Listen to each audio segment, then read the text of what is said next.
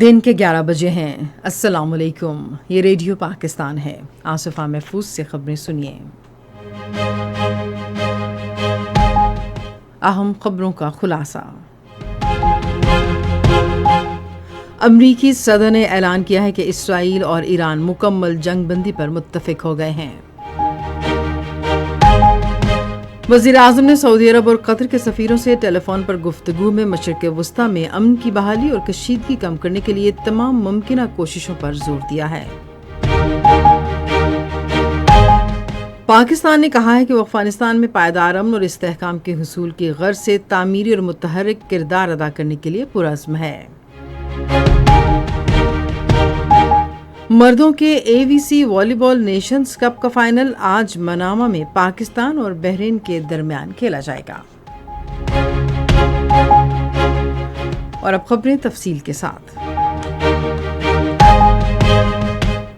امریکی صدر Donald Trump نے اعلان کیا ہے کہ اسرائیل اور ایران مکمل جنگ بندی پر متفق ہو گئے ہیں۔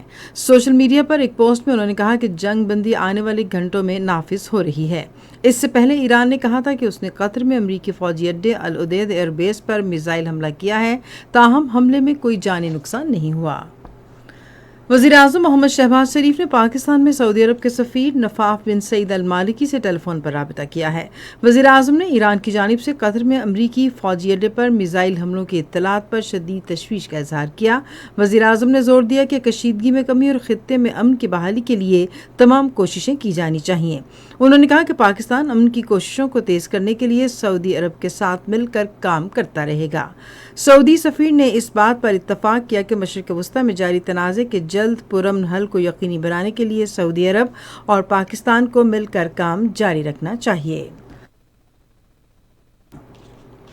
وزیر اعظم نے پاکستان میں قطر کے سفیر علی مبارک علی عیسیٰ الخاطر سے بھی ٹیلی فونک بات چیت کی اور ایران کی جانب سے قطر میں امریکی فوجی اڈے پر میزائل حملوں کی اطلاعات پر اپنی شدید تشویش کا اظہار کیا۔ اس مشکل وقت میں قطر کی حکومت اور عوام کے ساتھ یکجہتی کا اظہار کرتے ہوئے وزیر اعظم نے کہا کہ خطے میں امن کے لیے تناؤ کو کم کرنا ہوگا۔ نائب وزیر اعظم اور وزیر خارجہ اسحاق ڈار پاکستان اور متحدہ عرب امارات کی مشترکہ وزارتی کمیشن کے 12ویں اجلاس میں پاکستانی وفد کی قیادت کریں گے، جو آج ابوظہبی میں ہوگا۔ مشترکہ وزارتی کمیشن پاکستان اور یو اے ای کے درمیان دو طرفہ تعاون کے لیے سب سے بڑا ادارہ جاتی پلیٹ فارم ہے۔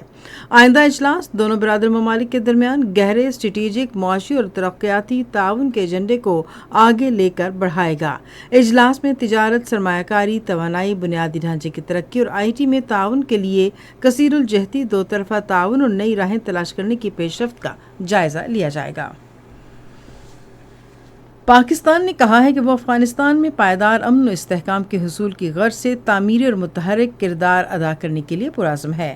افغانستان کی صورتحال پر اقوام متحدہ کی سلامتی کونسل کے اجلاس میں پاکستان کے مستقل نمائندے عاصم افتخار احمد نے کہا کہ پاکستان افغانستان کی معیشت کو مستحکم کرنے، بینکاری نظام کو بحال کرنے سے متعلق طریقہ کار کے جائزے کی کوششوں کی حمایت کرتا ہے۔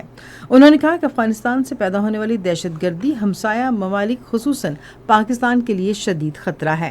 عاصم افتخار نے کہا کہ پاکستان کے پاس اس امر کے ٹھوس شواہد ہیں کہ بی ایل اے اور مجید بریگیڈ جیسے گروہوں کے ساتھ ٹی ٹی پی کا تعاون جاری ہے، جس کا مقصد پاکستان میں اسٹریٹجک انفراسٹرکچر اور ترقیاتی منصوبوں کو سبوتاژ کرنا ہے۔ غزہ میں اسرائیلی حملوں میں مزید 43 فلسطینی شہید ہو گئے ہیں۔ شہید ہونے والوں میں وہ 20 افراد بھی شامل ہیں جو امداد کی تقسیم کے مراکز میں اپنے اہل خانہ کے لیے خوراک تک رسائی کی کوشش کر رہے تھے۔ سفارتکاری میں خواتین کا عالمی دن آج منایا جا رہا ہے۔ اس دن کا مقصد سفارتکاری اور خارجہ امور میں خواتین کے اہم کردار کے بارے میں شعور اجاگر کرنا ہے۔ عالمی سطح پر صنفی مساوات کے وعدوں کے باوجود خواتین کی سفارتکاری اور سیاست میں نمائندگی اب بھی بہت کم ہے، اور حالیہ رجحانات سے ظاہر ہوتا ہے کہ اس میں بہتری کے بجائے صورتحال مزید خراب ہو رہی ہے۔ مردوں کے اے وی سی والی بال نیشنز کپ کا فائنل آج منامہ میں پاکستان اور بحرین کے درمیان کھیلا جائے گا۔ میچ پاکستان کے معیاری وقت کے مطابق رات 9 بجے شروع ہوگا۔ اس سے پہلے سیمی فائنلز میں پاکستان نے قطر کو 3-0 جبکہ بحرین نے کوریا کو 3-2 سے ہرایا۔ اسی کے ساتھ خبریں ختم ہوئیں. مزید خبروں اور تجزیوں کے لیے وزٹ کیجیے ہماری ویب سائٹ radio.gov.pk اور فیس بک کے link radio Pakistan news official پر براہ راست ویڈیو سٹریمنگ بھی ملاحظہ کیجیے.